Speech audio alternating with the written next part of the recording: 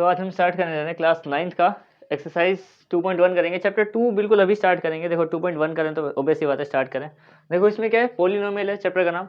Polynomial क्या होता है इसके बारे में थोड़ा सा जानना है, थोड़ा सा जानते ही समझ में आ जाएगा। उसके बाद डायरेक्ट क्वेश्चन करेंगे और पहली एक्सरसाइज तो बहुत ही आसान है, बहुत जल्दी हो जाएगी। सबसे पहले पॉलिनोमियल समझते हैं कि पॉलिनोमियल होता है क्या। देखो पॉलिनोमियल का मतलब है, जैसे अभी तक हम क्या लिखते आ रहे थे, हम लिखते थे जैसे एक नंबर है 4। वैसे तुम्हें पता होगा, प्रीवियस क्लास में तुमने पॉलिनोमियल पढ़े हुए हैं पहले से, ठीक है। जैसे ये नंबर है 4, इसके आगे मैं लगा दूं एक x वेरिएबल, ठीक है। ये 4x बन गया। अब ये एक पॉलिनोमियल है स्टेट में, जैसे कि ये एक पॉलिनोमियल है, 4x+2 भी एक पॉलिनोमियल है, ठीक है।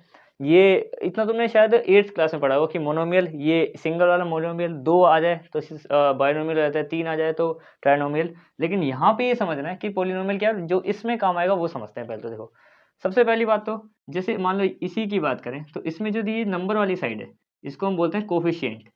कोफिशिएंट यानी मैथमेटिकल टर्म जो हमारा 1 2 3 4 5 6 7 8 ये होती है, वो हमारे कोफिशिएंट हो गया। और ये वाली जो टर्म है इसको बोलते हैं वेरिएबल। वेरिएबल होता है अल्फाबेट्स के कोई भी आ जाए, ए बी सी कुछ भी जेड तक, ठीक है। तो ये होता है कोफिशिएंट, ये होता है वेरिएबल, ठीक है। और पॉलिनोमियल वही होता है जिसका कोफिशिएंट सिर्फ होल नंबर में आए। होल नंबर, अब होल नंबर तुम्हें पता ही होंगे क्या होता है, 1 2 3 नॉर्मल नंबर्स। ऐसे नहीं कि कोई डेसिमल आ गया, वो पॉलिनोमियल में काउंट नहीं होंगे, ठीक है। तो अब बस हम आगे बढ़ते हैं, यहाँ से स्टार्ट करते हैं।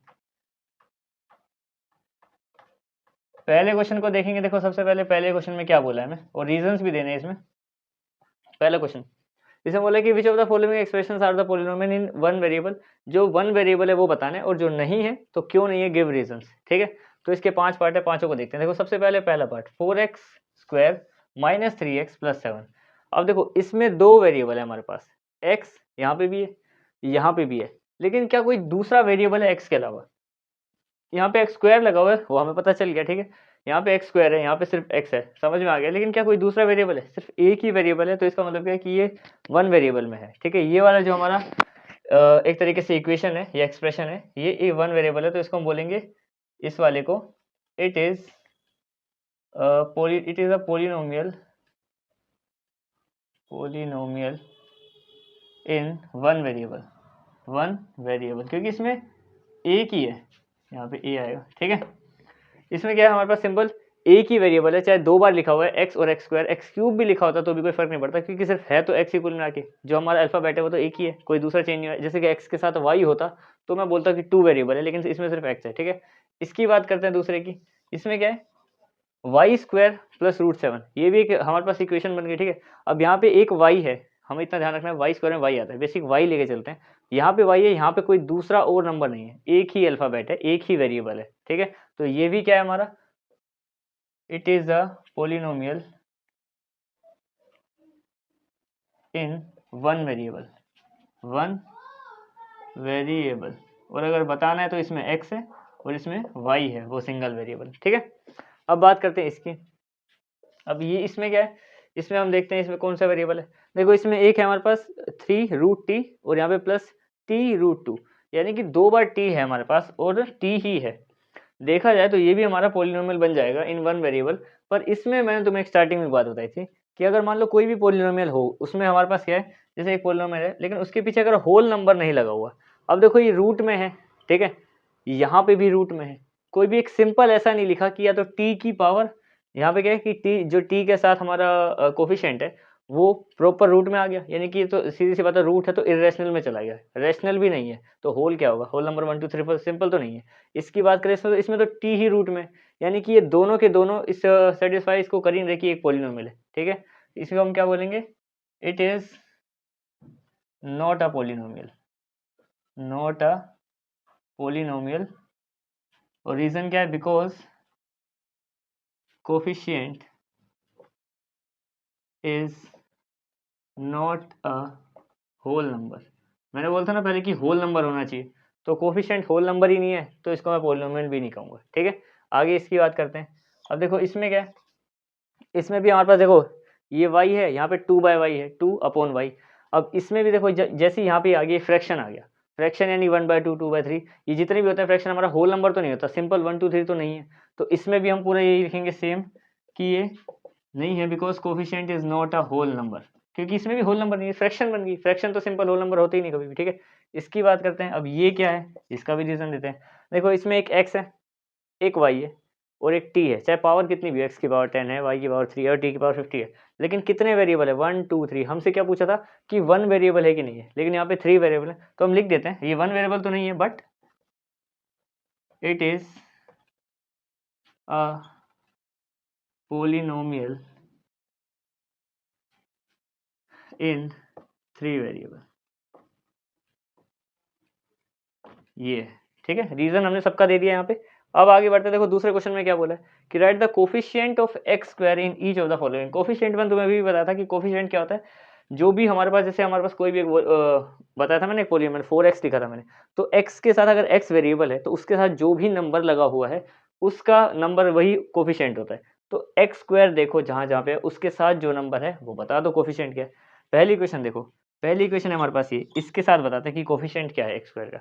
यहाँ पे हम लिखेंगे coefficient of x square is, अब यहाँ पे क्या आएगा पहली वाली इक्वेशन में, देखो 2 plus x square plus x square का ये, इसके साथ क्या लगा हुआ है, कुछ नहीं लगा, लेकिन जिसके साथ कुछ नहीं होता वहाँ पे 1 लगाते हैं हम, ठीक है, क्योंकि 1 से मल्टीप्लाई हो रहा है, 1 से मल्टीप्लाई होने के बाद वही आ जाएगा, इसलिए दिख नहीं रहा, और वैसे भी जहाँ पे 1 होता है वहाँ पे अप्लाई नहीं करते, ठीक है। तो coefficient of x square is 1, यहाँ तो हो गया 1। दूसरे की बात करें इसकी, coefficient of x square is, इसमें क्या है देखो यहाँ पे माइनस है और कुछ भी नहीं है, यानी कि माइनस का 1 लगा हुआ है, सिंपल बस कोफिशिएंट कोफिशिएंट बताना है, ज़्यादा कुछ बड़ी बात नहीं है, ठीक है। अगला देखो इसमें क्या है, यहाँ पे है एक्स स्क्वायर, इसमें भी देखते हैं coefficient of x square is, x square के पीछे क्या लगा हुआ है, π/2, ठीक है, ये π/2 ये इसी का कोफिशिएंट हो गया, जो भी एक्स स्क्वायर के पीछे लगा है वो हमें बता देना, क्योंकि वेरिएबल के साथ में जो न्यूमेरिक टर्म्स होते हैं, अब तुम बोलोगे कि π/2 न्यूमेरिक तो है नहीं, पर पाई को भी तुम 22/7 लिखते हैं ना, 22/7 यानी पाई 22 भी नंबर है, 7 भी नंबर है और 2 भी नंबर है, सारे नंबर्स में ही है, ठीक है। तो ये हो गई इसकी। अब इसकी बात करते हैं, इसका क्या है, इसका लिखेंगे हम coefficient of x square is 0, इसमें 0 है। अब इसमें 0 क्यों है, इन सब में इतना सबको साथ इसमें 0 क्यों है, क्योंकि यहाँ पे एक्स स्क्वायर कहाँ है ही नहीं कहीं एक्स स्क्वायर, अब एक्स स्क्वायर ही नहीं है तो फिर 0 लिखेंगे, अगर कहीं पे होता तो मैं उसके पीछे जो भी होता वो लिख देता, पर कहीं है ही नहीं, इसलिए मैंने 0 लिख दिया, ठीक है। तो पहले 2 पार्ट हो गए, अगले 3 भी बहुत ही सिंपल है, ठीक है। अब आगे बढ़ते हैं, अब हम आते हैं इसके बचे हुए क्वेश्चन पे, और बचे हुए क्वेश्चन भी बहुत ही सिंपल है, ये 3 ही क्वेश्चन है, इसके बाद एक्सरसाइज कंप्लीट और बहुत आसान है, ठीक है। देखो क्वेश्चन नंबर 3 में मैं क्या बोला है कि give an example of binomial of a degree 35, degree क्या होता है, किसी भी चीज़ की पावर को डिग्री कहते हैं, ठीक है, और एक मोनोमियल बताना है, वो होता है, वो बताना है 100 डिग्री, तो एग्जाम्पल देने बस, ठीक है। एक ऐसा बायनोमियल बना दो जिसकी डिग्री 35 कर देना 35, और एक ऐसा मोनोमियल बना दो जिसकी डिग्री 100 कर देना, ठीक है। तो सोल्व करते हैं, बस एग्जाम्पल देने दो, ठीक है। अच्छा मोनोमियल क्या होता है, देखो एक तरीके से मैं तुम्हें एग्जाम्पल दूँ ना, तो ये तो नंबर है सिर्फ, ये है, इसमें मोनोमियल है कहीं पे, जैसे कि मान लो ये है 3t, 3t के साथ कुछ भी प्लस में नहीं है आगे, ठीक है, ये एक मोनोमियल है, आर स्क्वायर क्या है, मोनोमियल है, 7x स्क्वायर क्या है, मोनोमियल है, ये सारे, ठीक है। इसके साथ यही खत्म होगी, ना प्लस है ना माइनस है, अगला कोई नंबर है ही नहीं, तो इनको मोनोमियल कहते हैं। अच्छा बायनोमियल क्या होता है, जैसे ये बायनोमियल है, एक्स स्क्वायर प्लस एक और एक्स, ठीक है, या फिर कुछ भी नंबर वगैरह, ये बायनोमियल है।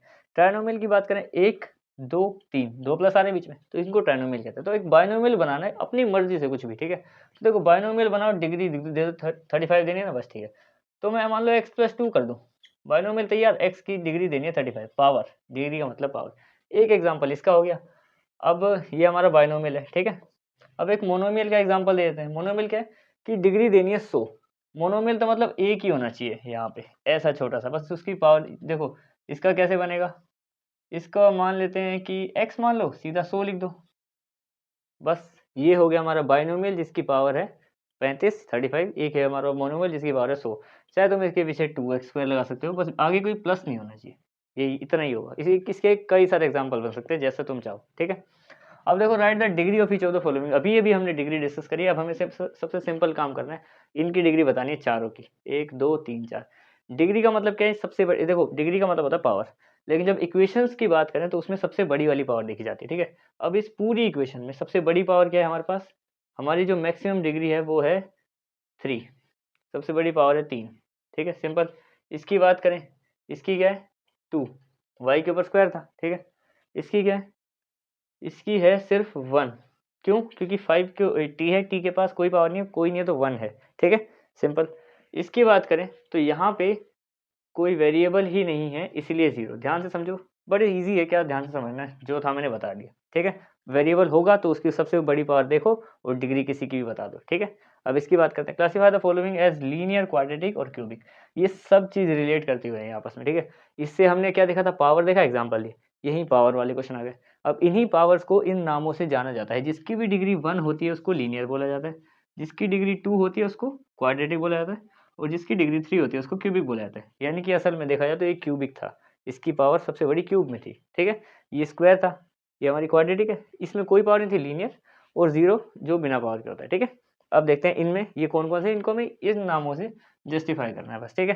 पहले देखो ये मैक्सिमम पावर 2 यानी कि क्वाड्रेटिक, क्वाड्रेटिक सिंपल।